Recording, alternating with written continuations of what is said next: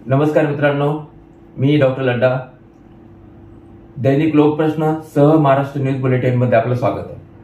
मित्रांनो, आज दोन विषय घेऊन आपण येतोय. पहिला विषय 2 मिनिटात बोलतो. ज्ञानराधाच्या लेटर हेडवर एक काहीतरी पत्र लिहिलं गेलं आणि त्याच्यावर लिहिलं की 30 जूनच्या नंतर आम्ही ठेवीदारांच्या ठेवी RTGS द्वारे परत देऊ वगैरे, आणि हे तसं व्हायरल पण झालं. ऍक्च्युली हे केलं की केलं गेलं, मग हे कुठे सुरेश कुटे किंवा त्यांच्याच कोणी केलं की कोणी खोडसाळपणा केला, असं दिवसभर चर्चा मार्केटमध्ये. आणि त्याच्यानंतर आमच्या गोपनीय सूत्राने आम्हाला सांगितलं की या गोष्टीमध्ये तसं काही तथ्य नाही. एक गोष्ट. दुसरी गोष्ट जी की आता मला बोलायची ती फार महत्वाची आहे. फक्त काही शब्द जसे की नाही का, फेमा, ISIN, ते काय BG, सेक्युरिटायझेशन व्हेकल, हे जे शब्द आहेत ना अवघड अवघड, तसेच काही शब्द आणखीन पण आपल्या समोर मी आणतोय. तर त्यातला पहिला शब्द आहे DNY सप्लाय. त्याच्यानंतर दुसरा आहे काय DSC SPL. तिसरा आहे TORPL. त्याच्या पुढचा शब्द आहे THOIPL. त्याच्यानंतर आहे TDL. आणि कन्फ्यूज करणारे शब्द आहेत, पण या शब्दात खूप मोठं दडलेलं आहे. थोडस चौकशी केली 504 गाड्याबद्दल, वाहनाबद्दल, आणि त्या 504 वाहनाच्या संदर्भातले हे सगळे शब्द आहेत. तुम्हाला कळलंच असेल मला नेमकं काय म्हणायचंय, कोणाबद्दल बोलायचं. तर आणि तुम्ही पाहताय की टाटा कॅपिटल असेल, ऍक्सिस बँक असेल, तुमची TMFSL, सगळं मजेतच आहे, महिंद्रा, TMFL, कोटक बँक यांनी लोन तर दिलंच आहे, परत रिफायनान्स पण केलंय. नक्कीच मी कोटे ग्रुप बद्दल बोलतोय. आणि हे जे 504 गाड्यांची यादी आहे त्याच्यापैकी फक्त 11 गाड्या या फ्री झालेल्या आहेत, म्हणजे विदाऊट लोन. आणि त्या 11 गाड्यापैकी 5 गाड्या या सुरेश कुटे यांच्या, आणि बाकीच्या राहिल्या 6 गाड्या DSC SPL यांच्या. आता बाकीच्या गाड्यांचं काय? त्या आहेत की फायनान्सवाले घेऊन गेले, किंवा काही ठेवीदार त्याने तर त्या गाड्या उचलून नेल्या नाहीत ना, मग नेल्या असतील तर नेमकं त्याचं काय होणार आहे? हे सगळं मला याच्यासाठी बोलायचंय की जसं गाड्या जर त्यांच्याकडे नसतीलच किंवा त्याच्यावर जर फायनान्स असेल, तर मग ठेवीदारांचा पैसा वसूल कुठून करायचा?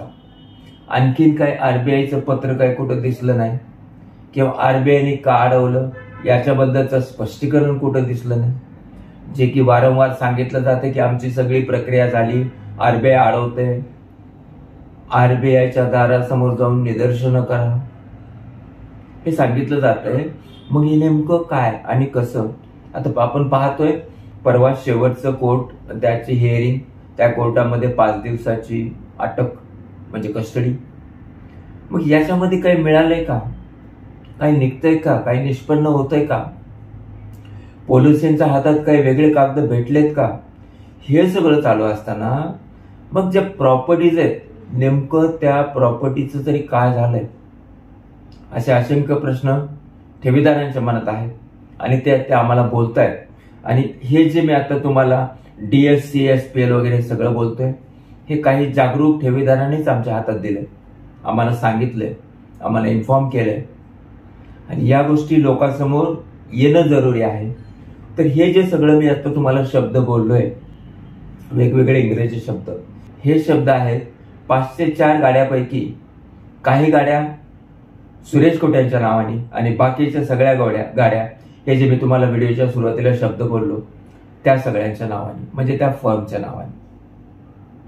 आणि हे जर सगळं होत असेल तर त्या फर्मच्या नावाने ज्या गाड्या घेतल्या त्याच्यासाठीचं फायनान्स, त्याच्यासाठीचं सिक्युरिटी, जे काही 10% 20% भरायचं असेल ते नेमकं कुठून भरलं, नेमकं कोणी दिलं? मग त्याच्यात ज्ञानराधाचा वाटा आहे का? मग असेल तर त्याचा तपास होतोय का? दुसरी गोष्ट, या सगळ्या गाड्या ज्यांनी कोणी ओढून नेल्यात ठेवीदारांनी, असं बोललं जाते की काही ठेवीदारांनी परस्पर गाड्या नेल्यात। मग त्या नेलेल्या गाड्या त्या ठेवीदारांसाठी नेमकं पुढं काय होणार आहे, तो पण गुन्हा आहे।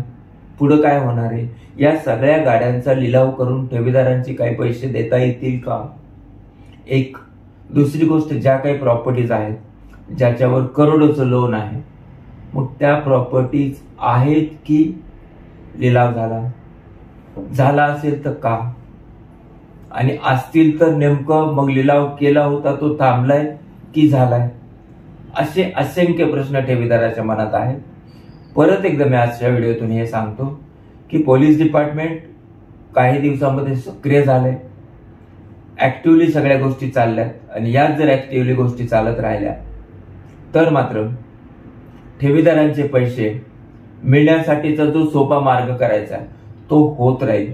पण उत्सुकता आहे 2 दिवसानंतर ज्यावेळेस कुटेला परत कोर्टासमोर हजर केलं जाईल त्यावेळेस नेमकं कुटेचे वकील कोर्टात काय बाजू मांडतात आणि पोलीस प्रशासन काय मांडते कोर्टासमोर, याच्यानंतर पुन्हा कुटेला परत पोलीस कोठडी मिळते का, आणि मग आतापर्यंतच्या 5 दिवसाच्या तपासात नेमकं काय मिळालं, ठेवीदारांच्या हिताचं काही मिळालं का, या सगळ्या गोष्टींची ठेवीदाराला उत्सुकता आहे।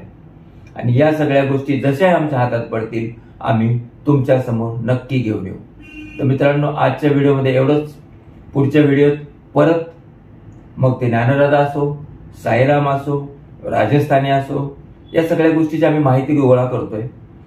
कॉन्क्रीट माहिती, चांगली महत्वाची माहिती घेऊन आपल्या समोर येणं हे चांगले। तेच विषय, किती ठेवी होत्या, किती ठेवीदार होते, किती कर्ज वाटले, हे विषय आता जुने झाले। त्याच्यात नेमकं पुढं काय आहे, या सगळ्या गोष्टी घेऊन आम्ही पुढच्या व्हिडिओत तुमच्या समोर येऊ।